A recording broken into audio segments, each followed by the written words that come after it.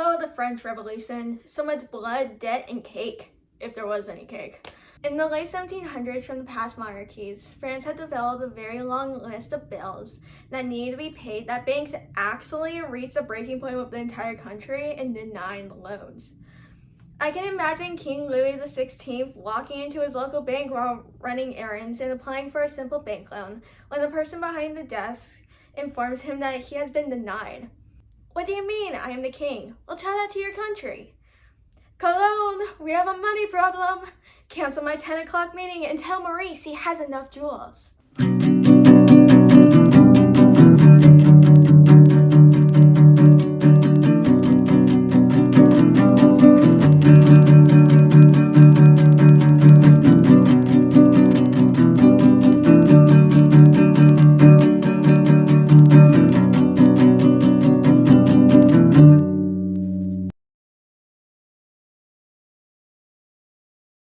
Assembly of Notables, 1788. France was set up into 3 different estates. The first estate consisted of the clergy, and the second estate had the nobility. And the other 75 to 80% of the population was in the third estate. These were the common ordinary people. The first estate didn't have to pay any taxes, and the second estate was exempt from most taxes. Of course, this meant that the third estate was forced to pay pretty much everything, from land and church tax, income tax, poll tax, etc. Pretty much if you could add the word tax to the end of it, they did. To help solve Louis' problems, he proposed the idea that the nobility could pay taxes. Of course, the nobility were not happy about this and refused to pay taxes. Louis XVI decided to issue a decree to the nobility to pay taxes, but Parliament decided they would not honor that decree and blocked the request. Louis XVI was upset that Parliament didn't follow his decree, so the Estates General were ordered. The Estates General had only been ordered twice before. So on May 5th, 1789, the Estates General meeting was scheduled. Meanwhile, the citizens of France were starting to get tired about how things were going. They only had one vote on things, and after seeing the American colonies gain independence, they were inspired to do the same. They wanted equal representation and equal voting. Once May 5th arrived, the 3 estates started the debate over how to go about things. They agreed on a few ideas, such as the need for a constitution and having individual liberty. However, once they arrived at the big topic that is taxes, they couldn't settle on a main agreement. Creation of the National Assembly, 1789. The citizens in the third estate were tired, and they created the National Assembly on June 17, 1789. They protested about the unfair voting laws and were locked out of the Estates General by Louis. And with that, the third estate decided to hold their own meeting at a nearby tennis court. They created the Oath of the Tennis Court on June 20th, 1789, swearing to stick together and create their own constitution. They wanted to be a nation of citizens rather than just peasants. Oath of the Tennis Court. We will stay together to represent the people because no one else is. There were members of the other 2 estates that joined the National Assembly. These members helped make the king recognize them. The Estates General discontinued on June 27th. Storming of the Bastille, July 14th, 1789. On July 14th, 1789, the first major riot took place, with the storming of the Bastille. The Bastille is a prison and armory in Paris. This is also where the country kept a large storage of their gunpowder. Throughout the years, the citizens had heard different stories about what actually occurred behind the walls of the Bastille. And to them, the Bastille represented an everlasting control that the government had on them. So what better way to truly kick off your revolution than to take over a terrifying castle that may or may not be haunted? The working class was getting nervous about the king's army, so they came and started tearing apart the Bastille. They literally ripped the building apart brick by brick, which just does not sound like a fun day. This included much violence inside of the building itself, with people being killed and the supplies that were being kept in the Bastille stolen. The governor of the Bastille and the mayor of Paris were both beheaded by the mob. Hey, do you want to help me rip apart a building and maybe murder a person or 2? Well, if it's for the chance to rebel and the fight for our rights as citizens, then sure. That sounds like a better way to spend my day. I would just be eating bread made out of sawdust anyway. The Great Fear, summer of 1789. A main point to keep in mind is the amount of violence there is throughout the French Revolution, and we don't even get to the most gruesome part until 1793, which is when the Reign of Terror begins. After the events that occurred with the Bastille, people took their laws and regulations that they were set to follow and threw them out the window. They did this with a heave and a hoe, and they got the revolution to grow. Peasants in the countryside attacked manor houses. People didn't pay their long list of taxes. New common land was torn down and older common lands were restored. Middle-class property owners were attacked. This led to the National Assembly to abolish serfdom and creating equal taxation for all. August 4th, 1789. Declaration of the Rights of Man and the Citizen, August 26, 1789. The Declaration of the Rights of Man was essentially the National Assembly's version of the Declaration of Independence. It would be the preamble in the Constitution of 1791. It declared that all men are free and have equal rights, in particular, liberty, the right to property, right to vote, trial by jury, and most importantly was their declaration of the freedom of speech and religion.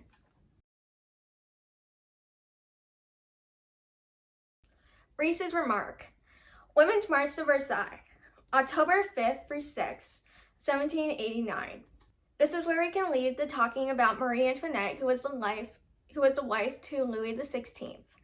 She loved fashion and continued to live a life of luxury even when her citizens were experiencing economic troubles. In the fall of 1789, there were bread shortages in Paris. 7,000 women marched from Versailles to Paris to demand a change in the current economic situation. Hey, can I interrupt you really quick? Sure, what's up? I was just wondering if you wanted a slice of cake. Ooh, let me eat cake. When Marie Antoinette started to hear about the bread shortages is when it's rumored to be the time that she says, let them eat cake. Now, there isn't any evidence supporting or denying. So for the pure reason of I get to eat cake in the middle of a video, yeah, I'm team cake. Back to the actual march. Once they arrived, the members of the church started destroying royal apartments and even killed a few palace guards. They managed to get the king and queen to move to Paris so that way they could be with their citizens instead of running away from their problems.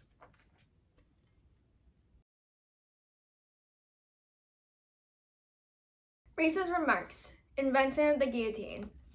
Invented by Dr. Joseph Ignorance Guillotine as a humane to execute someone, which also attracted a large crowd. He wanted to get his name off of the project because he didn't want to be associated with such a gruesome torture device. Civil Constitution of the Clergy, July 12, 1790. On July 12, 1790, the National Assembly passed the Civil Constitution of the Clergy in an effort to reform the church, mainly still affecting the still powerful Catholic Church, and to pay off the national debt that confiscated church property and sold it to peasants. The number of bishops were greatly reduced, and bishops and parish priests were now elected by their people. The Pope accused them of limiting their powers with the church, and the church was not happy to be losing their influence. The church definitely lost a lot of power as clergy were required to declare their loyalty to the National Assembly. If they refused, then they could lose their parish. A small number of bishops and priests took the oath, which caused a split in the church. Of those who took the oath, known as constitutional priests, and those who did not, known as refractory priests. The refractory priests had full support of the king, other aristocrats, peasants, and urban working people. All of the state saw them as enemies. Flight to Versailles, June 1791. In June of 1791, King Louis XVI and Marie Antoinette tried to escape in order to avoid signing the new constitution. He wanted to create a new army with foreign support against the revolution. On their way, they were caught and imprisoned. Louis XVI was forced to sign the Constitution, and Marie and himself were now seen as traitors for leaving their country in the middle of such a chaotic chaos. Constitution of 1791, September 3rd, 1791. The Constitution of 1791 was the first attempt of a constitution for France. It was created by the National Assembly, making a unicameral legislative assembly led by the bourgeoisie. The monarchy was still in place, however, the nobility no longer held titles. France was divided into 83 departments, which were responsible for enforcing their legislation as they interpreted. Who could have seen the failure? Citizens paid taxes, but a bit more reasonable amount, and men over the age of 25 could vote. Economically, internal tariffs were done away with, as well as monopolies. Workers could not strike, nor could they form their own coalitions, maybe still a bit controlling. Plus, on the other side, they instituted the metric system, something the US still hasn't done, but we still have to learn it. This constitution lasted for less than a year.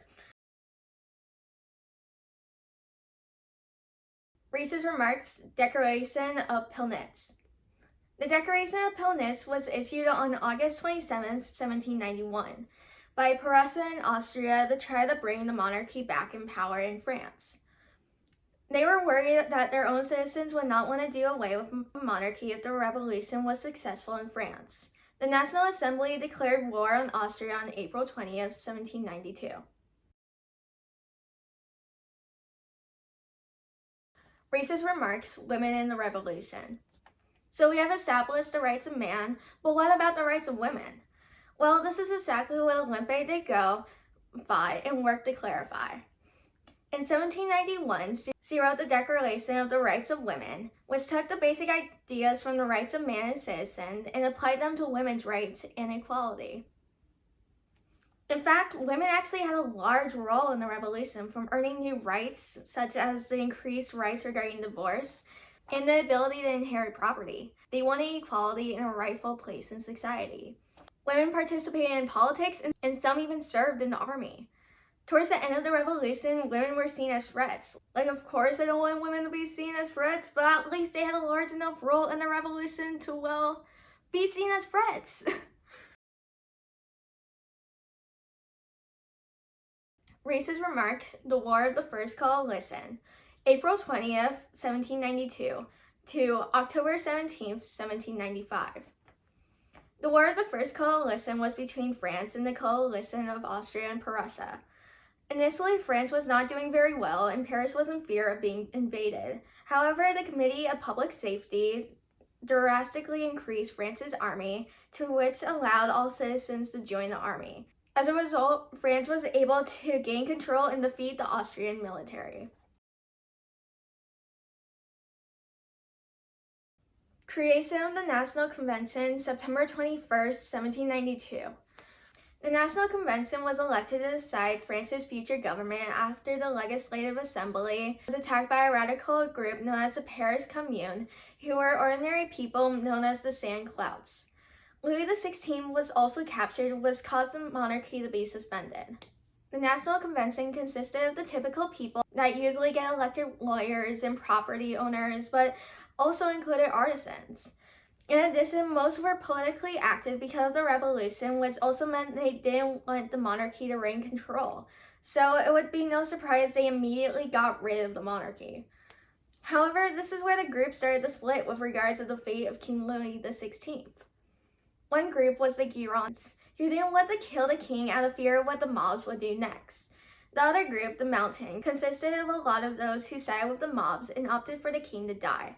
Beyond King Louis XVI's fate, the National Convention was almost purely symbolic, as strong groups around France was really in charge of their areas. For example, the Paris Commune was in control of the government, and in Western France, a counter-revolution to return to a monarchy and the old way of life was growing. If your country is completely unstable without a true leader, then if you are a country, say Austria, you may be thinking, now is the time to attack France. This is where we get to meet Maximilien Robespierre, who was elected to the newly formed Committee of Public Safety, which was formed to save France, initially from foreign enemies, and then later would institute the Reign of Terror for enemies at home. Execution of King Louis XVI, January 21st, 1793. At this point, King Louis XVI's reputation was pretty much destroyed from the whole leaving his country thing. He continued in power after the flight to Versailles and continued his job as king until he was accused and found guilty of trying to get Austria against the revolution. Let's just say this did not help his "I'm not a traitor" case, because he was kicked out of the throne and executed on January 21st, 1793.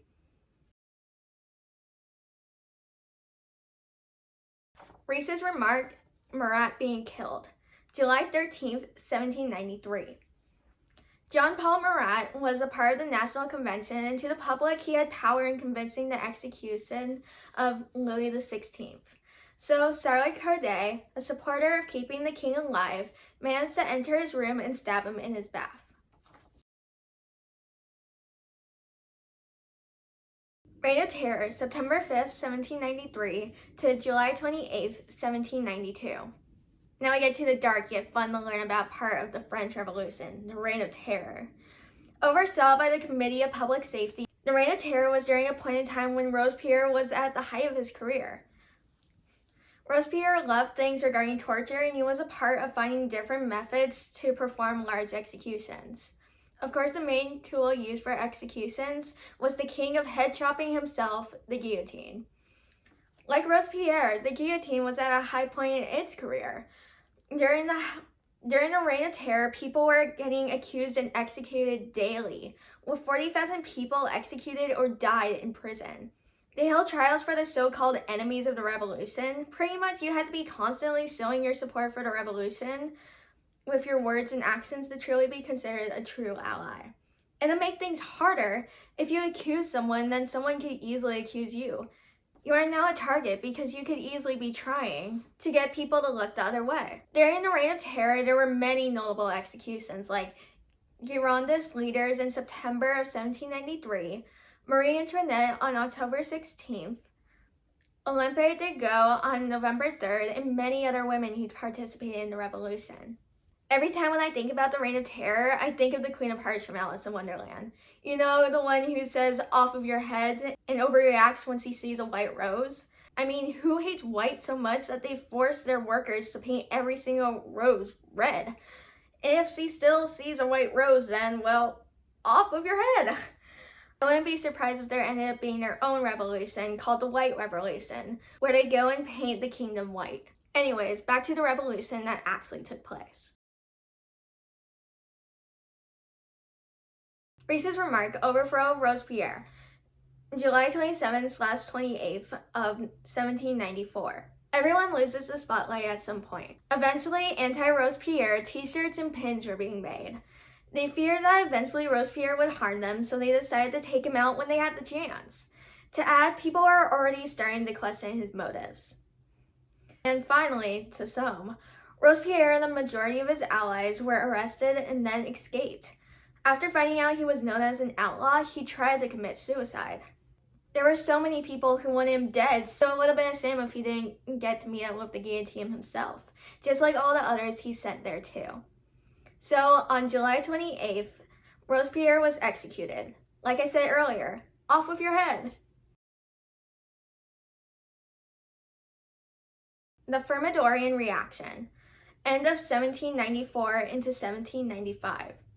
Robespierre's execution was a turning point for the French Revolution to calm down. The Committee of Public Safety was dissolved, which calmed the terror. The Jacobin Club closed and churches reopened to the public. Instead of taking extreme measures to guide the economy, moderate regulations were put in place to keep all sides fairly happy. Constitution of 1795, August 22nd, 1795. Created during the Thermidorian Convention, conservative liberal republic in which taxes are paid by summarial Council of 500 and the Council of Elders, Legislative Assembly and an executive body known as the Directory, which was made of 5 men. The members of the Legislative Assembly were elected by males at least 21 years of age, taxpayers and property owners or renters. However, the property had to be a specific size, so with these limitations, the number of eligible voters were still quite small. Great power was still held by the government, which could react to abuse of the press and groups organizing. The Directory Rule, 1795 to 1799. The Directory was made of 5 directors chosen by the Council of Elders, but the National Convention claimed that the only way to transition well was that the new National Assembly would be made up of a majority of the National Convention. The citizens were not thrilled by this, and fighting broke out in Paris. But this time, the army led by Napoleon Bonaparte stifled the fighting. The Directory Rule era was a time of extreme show of material things, as citizens were feeling better after their great sacrifices made during the Revolution. They wore fashionable items and discovered gambling with their sudden extra wealth. Politically, the government had to find a way to keep peace between those on the right who supported and wanted to return to monarchy rule, and the left, Jacobins who had hopes of gaining power, as there were still too many poor citizens for their liking. All of this tension was setting up a perfect storm for a person with high ambitions to take control of an unsteady government. That person would be Napoleon. That is all for this video. I honestly love learning this type of history, and it's something that I've always found very intriguing to learn about and to talk about. And I always feel so proud of myself when I actually completely understand it. Remember to like, and since you're in that area of the screen anyway, why not subscribe? I mean, it's not that hard. And I hope you guys stay your extraordinary selves.